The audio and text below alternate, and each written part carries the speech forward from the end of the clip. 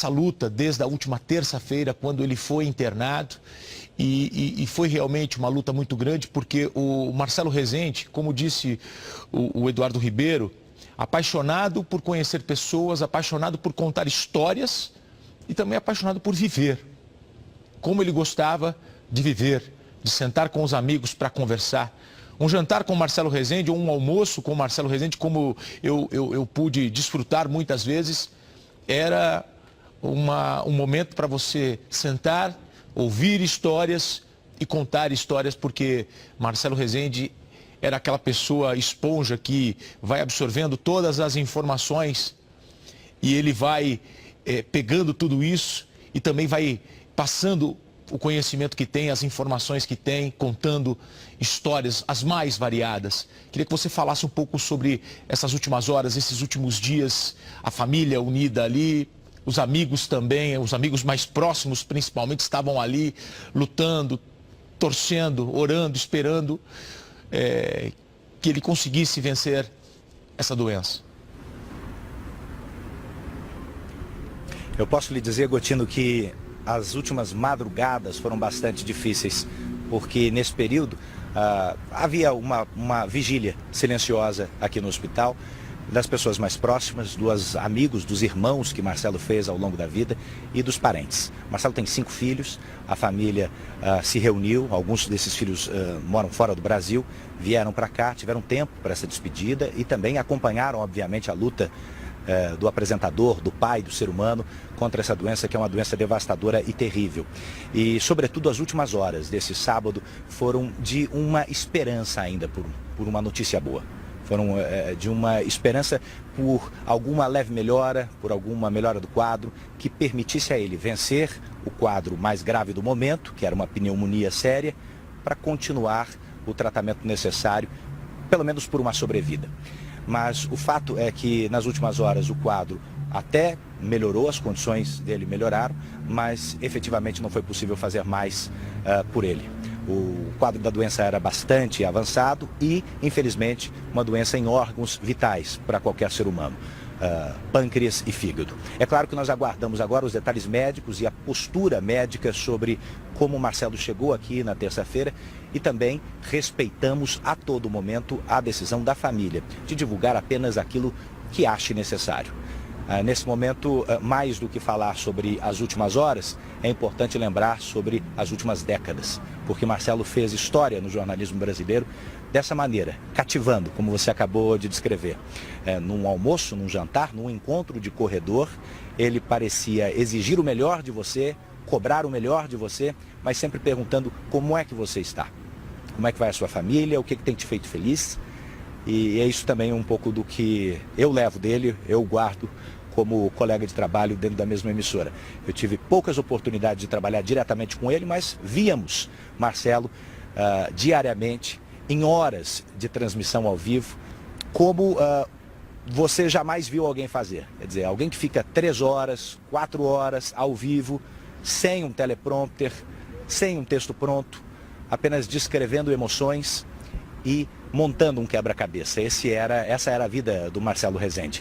E não apenas na Record TV, mas em todas as emissoras, em todos os veículos de comunicação por onde ele passou a mesma energia, a mesma força de trabalho, a mesma vontade de vencer, a vontade de dar o furo, de entregar a notícia, mas com correção, com a vontade de acertar. E é isso que ele ensinou, sobretudo a essa nova geração de jornalistas que acompanhou Marcelo Rezende nos últimos anos, desde 2012, na nova formação do Cidade Alerta. E hoje eu tive a honra e também a tristeza de encontrar alguns desses colegas, abraçá-los e ouvir deles algumas das histórias que o Marcelo deixou para sempre no coração. São pessoas que o Marcelo transformou, muitas vezes a gente imagina, em verdadeiros personagens, porque mudava o nome, porque dava a eles a oportunidade de dar um tom pessoal e sentimental nas notícias que contava. E cada um desses novos repórteres, apelidados à maneira que o Marcelo cunhava, hoje, de alguma maneira, me contou uma história que fica para sempre nos nossos corações, porque um deles me disse, inclusive, Marcelo batia com uma mão e te abraçava com a outra, tentando te colocar no rumo da maneira como contar melhor aquela história, falando a linguagem que o povo entenderia, mas ao mesmo tempo dizendo: isso é importante, mas não é o mais importante da sua vida.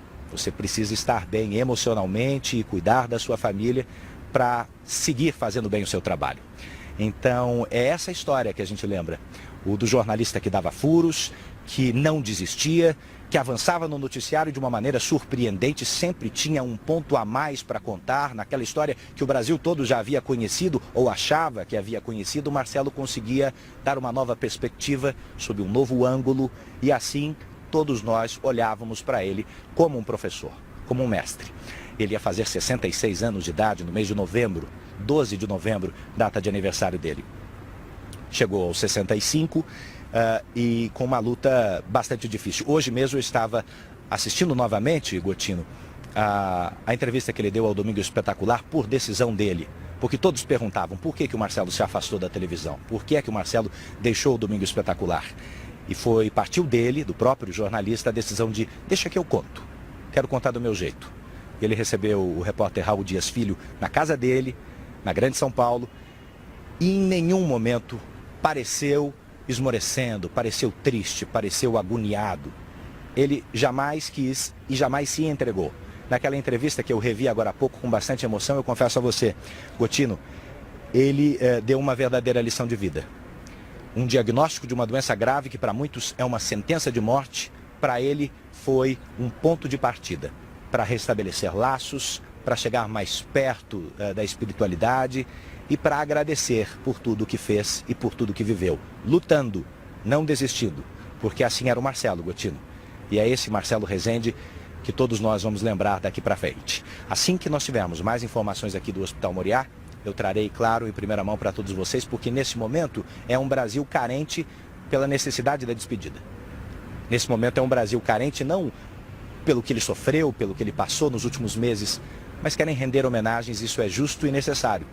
Por isso, à medida que a família permita, à medida que a família determine as informações, nós estamos aqui humildemente para receber e repassar os detalhes necessários para essa tão necessária e honrada despedida a um personagem que marca não só as nossas vidas, que tivemos a honra de conviver com ele, mas a história do jornalismo das últimas décadas.